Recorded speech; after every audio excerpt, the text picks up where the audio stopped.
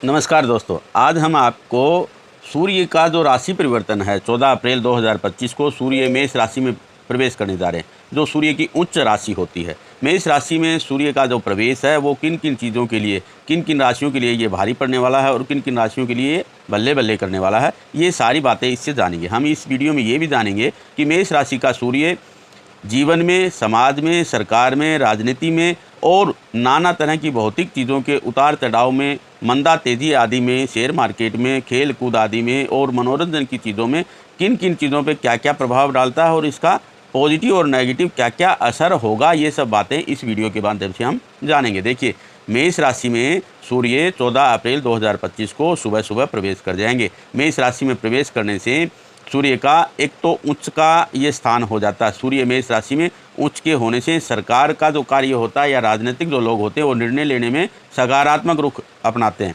उनमें साहस आ जाता है। निडरतापूर्वक सरकारें अपना कोई भी निर्णय ले सकती हैं। राजनेता हो, शिक्षक हो, विद्वान हो, उपदेशक हो, काउंसलर हो, पब्लिक रिलेशंस हो, कोई लेखक हो, कलाकार हो, मूर्तिकार हो, सरकारी अधिकारी हो, प्रशासनिक लोग हों, उनको ये मेष राशि का जो सूर्य उच्च का है ये बहुत लाभकारी रहने वाला है। इस समय सरकार में, देश में आंतरिक हो या बाह्य स्थिति हो, उसको संभालने में ये मेष राशि का सूर्य बिल्कुल सक्षम बनाएगा। सरकारी या उच्च पदों पर बैठे लोग अपनी अपनी जिम्मेवारियों को उत्कृष्टता के साथ निभाएंगे और बहुत से प्रशासक अपने कड़े निर्णय के कारण से अपनी छाप जमाएंगे या उनके कड़े निर्णयों से जनता में एक अच्छा पॉजिटिव मैसेज आएगा। व्यावसायिक रूप से देखें तो वित्तीय संस्था भी, बैंक आदि इस समय अपना बहुत सुधार प्रणाली शुरू करेंगे। आर्थिक स्थिति मजबूत हो या अर्थतंत्र हमारा मजबूत हो, ऐसी नीतियां व्यावसायिक जो एजेंसी, जो भी संस्थाएं हैं वो लागू करेंगे। अधिकांश व्यवसाय दुनिया भर के व्यापार के ऊपर थोड़ा बहुत उल्टा सीधा, पॉजिटिव भी और नेगेटिव भी, लेकिन अंत तो सही दिशा में व्यापार बढ़ेगा। सूर्य का मेष राशि में जो स्टॉक मार्केट आदि में जो लोग हैं उनके लिए भी ये उतार चढ़ाव वाला रहेगा। केमिकल उद्योग हो, पब्लिक सेक्टर हो, फार्मास्यूटिकल कंपनी आदि हो, दवा आदि की हो, सीमेंट उद्योग हो, इलेक्ट्रिक उत्पादक हो, चाय, बिजली, कॉफ़ी आदि जो इंडस्ट्रीज़ हैं और केमिकल की जो इंडस्ट्रीज हैं, इनमें बेहतर प्रदर्शन होने की उम्मीद है। टेक्नोलॉजी, शिक्षण और शिक्षण संस्थाएँ भी अच्छा प्रदर्शन करने की उम्मीद है। सोने के दाम में और अत्यधिक ऊंचाई होने की, यानी सोने के दाम और अत्यधिक बढ़ने की उम्मीद है। सूर्य मेष राशि का गोचर का भ्रमण करता है तो मनोरंजन जगत पर भी रचनात्मक जो लोग हैं, हालांकि ये शुक्र ग्रह कारक होता है, लेकिन रचनात्मक जो भी चीज़ें हैं, वो जो भी फिल्म इंडस्ट्रीज आदि मनोरंजन जगत में जितने लोग जुड़े हुए हैं उनके लिए भी ये बहुत अच्छा और बहुत अच्छा शुभ संदेश है। मेष राशि के लोगों के लिए अब राशिगत आपको हम बताते हैं। जो मेष राशि के जातक हैं उनका ये सूर्य 5वें भाव का स्वामी है।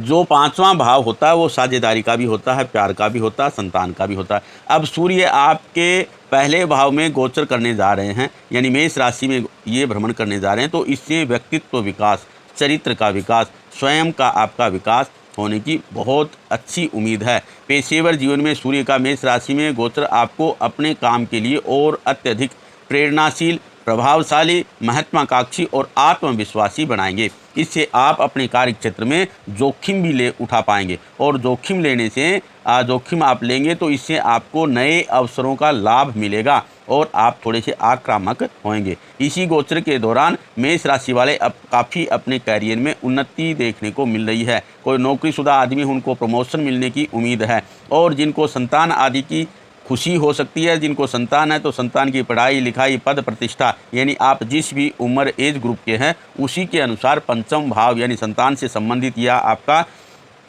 बहुत दिनों से जो रुकी हुई इच्छा है वो पूरी होने की उम्मीद पूरी है, क्योंकि मेष राशि का सूर्य आपको इन सब चीज़ों में लाभ का योग बना रहा है। इसी तरह से वृष राशि के बारे में बात करते तो देखिए, वृष राशि का चतुर्थ भाव का स्वामी है सूर्य और ये 12वें भाव में है। तो वृष राशि वालों के लिए थोड़ा सा ये चेस्ट से रिलेटिव प्रॉब्लम क्रिएट कर सकता है, थोड़ा बहुत माता के लिए कष्टकारी योग बन सकता है या वाहन, प्रॉपर्टी आदि में खर्चे की संभावना अत्यधिक रहती है। बाकी सारी चीज़ें सामान्य ही हैं। इसी तरह से मिथुन राशि के 11वें भाव में, तीसरे भाव का मालिक होकर के सूर्य 11वें भाव में स्थित रहेंगे। जो 11वां भाव एक तो इनकम का होता है, तो ये तो निश्चित है कि मिथुन राशि वालों के लिए ये उच्च का सूर्य अच्छी इनकम को दर्शा रहा है। संपत्ति की इच्छा पूर्ति करने का ये कारक है। मिथुन राशि तीसरे भाव का स्वामी देव ये जो सूर्य है, ये आपके कैरियर के मामले में और आपके वेतन वृद्धि के मामले में संकेत दे रहा है कि आपको लाभ होगा ही होगा।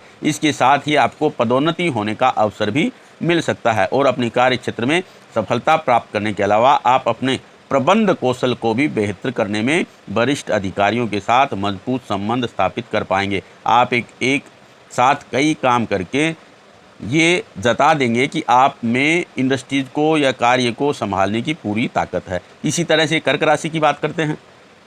कर्क राशि के दूसरे भाव में सूर्य विराजमान है और ये इनके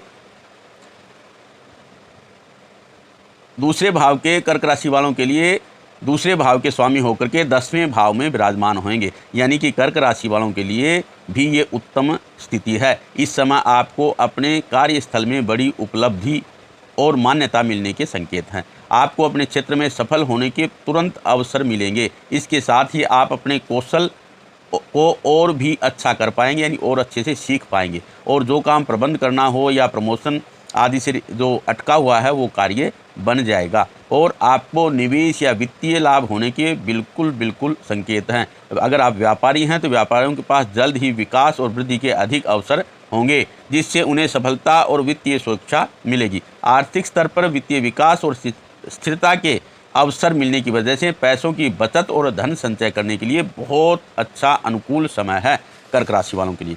अब बात करते हैं सिंह राशि वालों के लिए। देखिए, सिंह राशि जिसका स्वयं मालिक ही सूर्य है, तो सिंह राशि वालों का लग्नेश होकर के और ये भाग्य स्थानगत है, तो इस समय सिंह राशि वालों के लिए बहुत अच्छा समय है। 9वें भाव में एक तो उच्च शिक्षा वाले जो लोग हैं उनको अच्छी शिक्षा मिलेगी। धर्म अध्यात्म से संबंधित कोई लोग जुड़े हैं उनके लिए भी बहुत अच्छी खबर है। वेतन वृद्धि, पदोन्नति, उपलब्धि के लिए बहुत बढ़िया समय है। आपको उच्च पद या नौकरी आदि का अवसर मिलने की पूरी संभावना। पिता आदि से आपको अच्छे संबंध और पिता से लाभ मिलने की संभावना है।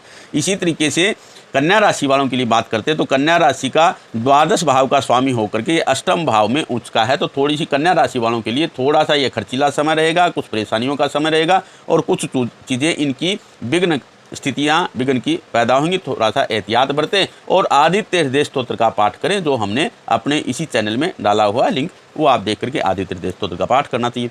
तुला राशि वालों की बात करते हैं तो तुला राशि वालों के लिए एकादश भाव का स्वामी होकर के सूर्य सप्तम भाव में है। ये भी इनके लिए अच्छा संयोग है। साझेदारी के लिए भी बढ़िया। हाँ, पति पत्नी के बीच में थोड़ा बहुत मनमुटाव सूर्य पैदा कर सकता है, तो थोड़ा सा सूर्य को अर्घ दें और आदित्य हृदय स्तोत्र का पाठ करें। भास्कराय नमः, सूर्याय नमः, इस तरह आप मंत्र का जाप जरूर करें। इसी तरह से वृश्चिक राशि वालों के लिए बात करते हैं तो वृश्चिक राशि वालों के लिए सूर्य का ये बहुत बढ़िया, बहुत अच्छा संबंध है। ये आपको नई पहचान दिला सकता है, आपको सेलिब्रिटी बना सकता है, क्योंकि सूर्य छठे भाव में गोचर करने जा रहे हैं, जो कर्ज, शत्रु और रोग का कारक है। सूर्य का मेष राशि में गोचर होने पर आपको यानी वृश्चिक राशि वालों के लिए कैरियर में प्रगति मिलेगी।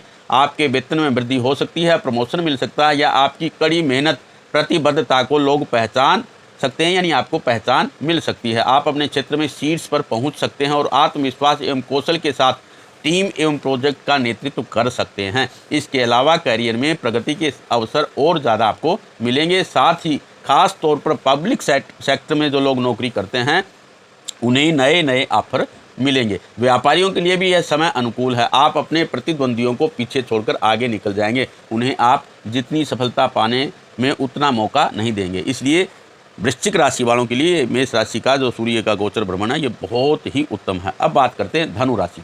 धनु राशि के 9वें भाव में भाग्येश होकर के ये पंचम भाव में स्थित रहेगा। ये बहुत अच्छी त्रिकोण का संबंध बनाया रहेगा। ये लंबी यात्रा का संकेत दे रहा है और साथ साथ में संतान के लिए अच्छा योग बना रहा है। संतान आपकी कामयाब होगी। कैरियर में उन्नति के नए नए अवसर मिलेंगे। आप उत्साह के साथ में पेशेवर तरीके से आप आगे बढ़ेंगे और व्यापारी अगर आप हैं तो खास तौर पर साझेदारी से अधिक पैसा कमाने का मौका आपको ये उच्च का सूर्य देगा और आप अपने लक्ष्य और इच्छाओं को पूरा कर पाएंगे। इसी तरह से हम बात करते हैं अगली राशि यानी मकर राशि की, तो मकर राशि अष्टमस्थ होकर के चतुर्थ भाव में है ये सूर्य। ये थोड़ी सी परेशानियां क्रिएट करने का योग बन रहा है। आपको थोड़ा सा स्वास्थ्य का ध्यान रखना चाहिए और अत्यधिक प्रॉपर्टी आदि में निवेश से जोखिम से बचना चाहिए, नहीं तो आपके साथ धोखा हो सकता है। आप आदित्य हृदय स्तोत्र का पाठ करें, सूर्य का आप रविवार का व्रत करें और लाल चीज़ों का दान करें और कोशिश करें आधे दिन रविवार आप नमक रहित भोजन करें, इससे सूर्य आपका अनुकूल रहेगा। अब बात करते हैं कुंभ राशि वालों के लिए। देखिए कुंभ राशि,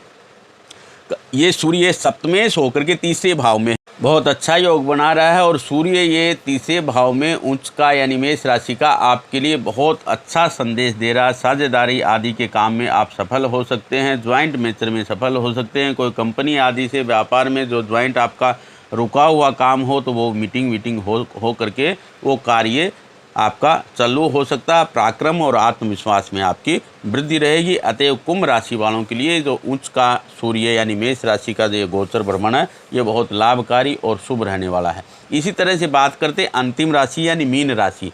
तो मीन राशि में पहले से भी इकट्ठे चले रही हैं 5 ग्रह, चतुर्ग्रह योग, पंचग्रह योग चल रहा है और इसमें सूर्य का जो ये परिवर्तन है ये षष्ठेश होकर के और धन भाव यानी दूसरे भाव में आ रहे हैं। तो ये थोड़ा सा जो समय है ये मीन राशि वालों के लिए थोड़ा सा ये समय ये दौरान थोड़ा सा दिक्कत रहेगी। आम तौर पर सूर्य दूसरे भाव में अत्यधिक लाभकारी नहीं माना जाता। इस दौरान आपके एक तो शारीरिक रूप से देखें तो मुख में कुछ समस्याएं हो सकते हैं, छाले आदि गर्म जैसे होता है, आँखों से जुड़े कुछ विकार हो सकते हैं और वित्तीय नुकसान यानी धन से संबंधित कुछ नुकसान होने की आशंका रहती है। इसके साथ साथ में जो आपके कुटुंब के सदस्य हैं, परिवार के सदस्य हैं, रिश्तेदार आदि हैं, उनसे संबंध खराब हो सकते हैं। हालांकि अगर आप लोन वित्तीय सहायता लेने के बारे में सोच रहे हैं तो वो कार्य ज़रूर आपके सिद्ध हो जाएंगे, लाभकारी हो जाएंगे। इसलिए आप थोड़ा बहुत सूर्य का उपचार ज़रूर करें। गुड़ और दूध से बनी मिठाइयों का आप दान करें और रविवार के दिन मंदिर में या श्रेष्ठ पुरुषों को आप तांबे के बर्तन में कोई चीज़ देकर भर करके दान दें, इससे सूर्य अच्छा रहेगा। नमस्कार।